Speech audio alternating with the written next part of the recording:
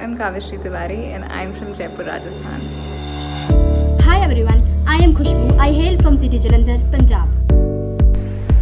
Hi, I am Lakshita. I belong to Una, Himachal Pradesh. Hello everyone, I am Mahavir from Udaipur, Rajasthan. Hello everyone, I am Manav. I hail from Jalandhar, Punjab. Hi, I am Manish. I belong to Abhor, Punjab. Hey everyone, I am Manjot Singh and I am from Mansa, Punjab. Hey everyone, I am Mohit and I am from Jalandhar, Punjab. I am Nirvay Kumar. I reside from Ara, Bihar. Hello everyone, I am Nonhal Singh. I am from Patiala, the royal city of Punjab. What really matters for success, character, happiness and lifelong achievement is a definite set of emotional skills. Your EQ, not just purely cognitive ability that is measured by the conventional IQ test, says Daniel Goleman, the author of several seminal books on emotional intelligence. Here, few of the recent survey on EQ that caught our attention. Let's have a look. EQ is responsible for 58% professional success.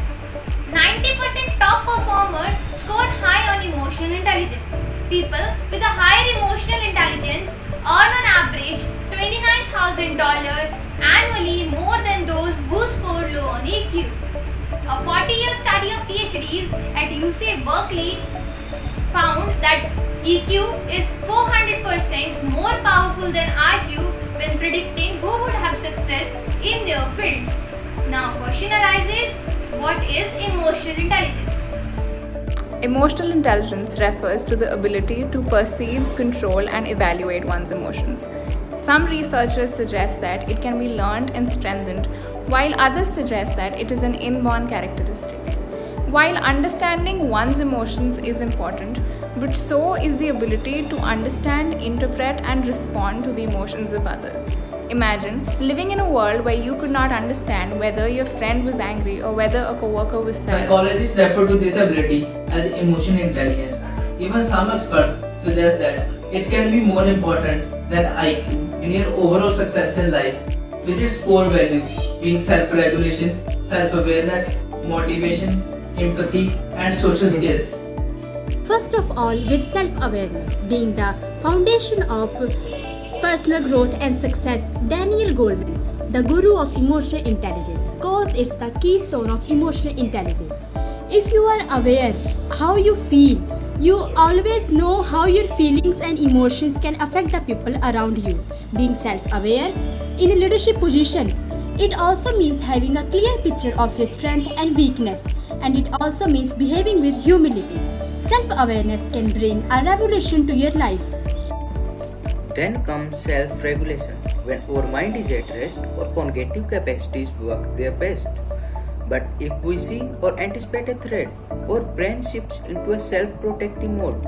As a consequence, all the complex thinking, creative insights, and long-term planning are put aside. But when we master self-regulation, that refers to managing one's internal states, impulses, and resources. It liberates our from living like a hostage to our impulse. The signifiers of emotional self-regulation are easily identified. A person who knows how to self-regulate possesses an inclination towards reflection and thoughtfulness, acceptance of uncertainty and changes. Integrity, specifically the ability to say no to impulsive urges. Thirdly, motivation. Motivation is what pushes us to achieve our goals, feel more fulfilled and improve our overall qualities of life. Intrinsic motivation is another important emotional intelligence skill. People who are emotionally intelligent are motivated by things beyond external rewards like fame, money, recognition and acclaim. Instead, they have a passion to fulfill their own inner needs and goals. They seek external rewards. Experience flow from being totally tuned with an activities and pursue peak experience. Which is the ability to accurately put yourself in someone else's shoes, to understand the other situation, perception and feeling from their point of view. Empathy is a critical skill that a leader should have. We can say that authority without empathy is selfish, authority without boundary is careless. It just shows that you have experienced the emotion that someone else is experiencing. its ability to truly be present and to hold a safe space for others to feel their own emotions completely and to be able to understand their experience. A famous researcher, Dr. Brené Brown, discussed 4 attributes of empathy. First, perspective taking. Perspective taking refers to being willing and able to see and feel the world through the eyes of the other, walking in their shoes as the saying goes. Second, staying out of judgment.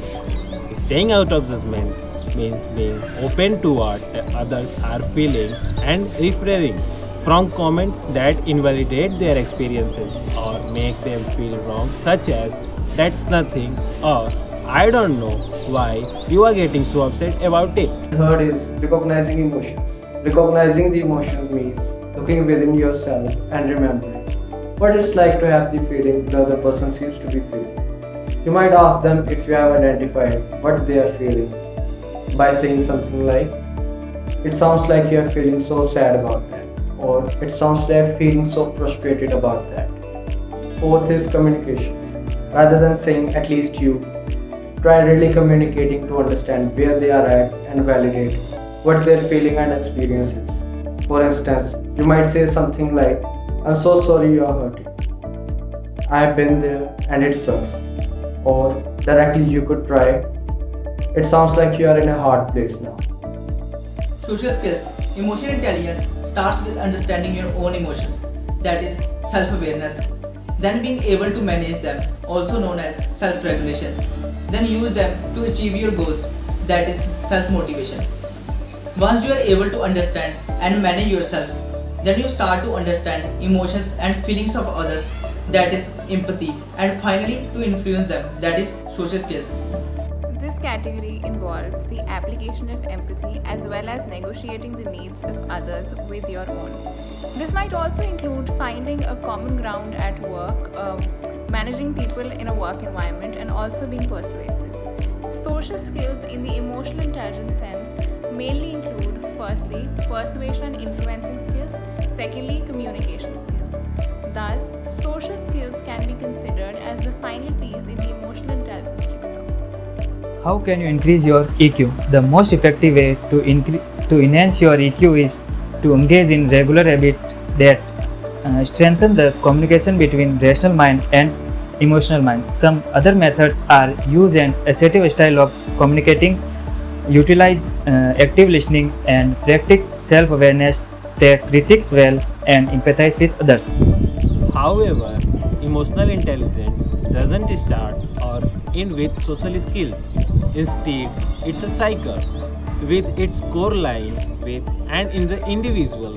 Only those who understand and regulate themselves and their emotions are able to work well and effectively with others.